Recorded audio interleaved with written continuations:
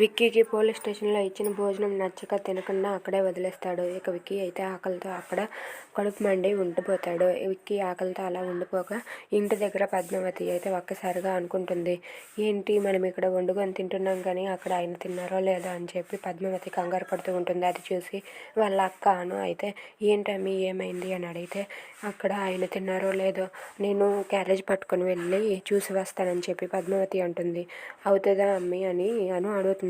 ఎందుకు అవ్వదు, నేను వెళ్ళి చూసి వస్తానని చెప్పి పద్మావతి అయితే అనుతో అంటుంది. ఇక క్యారేజీని పట్టుకొని విక్కీ దగ్గరికి పద్మావతి వెళ్తుంది. వెళ్ళాక అక్కడ విక్కీ అయితే ఆకలితో చచ్చిపోతూ ఉంటాడు. ఇంతలో పద్మావతి అయితే అన్నం తినిపిస్తూ ఇలా అంటుంది, అమ్మ ప్రేమ ఎలాంటిదో ఈ భార్య ప్రేమ అలాంటిదేనండి. బిడ్డ ఆకలి తల్లికి ఎలా తెలుస్తుందో భార్యకి అలాగే భర్త ఆకలి తెలుస్తుందండి. మీ ఆకలి నాకు తెలుసండి, అందుకే నేను అక్కడి నుండి పరిగెత్తుకొని వచ్చి క్యారేజ్ తీసుకుని వచ్చాను, ఇదిగోండి తినండి అని చెప్పి తనైతే తన చేతులతో స్వయంగా తినిపిస్తూ ఉంటుంది. అది చూసి విక్కీ అయితే ఇలా అనుకుంటూ ఉంటాడు, పద్మావతి నువ్వు ఎంత మంచిదని, నిన్ను నేను ఎందుకు అబద్ధం చేసుకున్నాను అని చెప్పి అనుకుంటూ ఉంటాడు.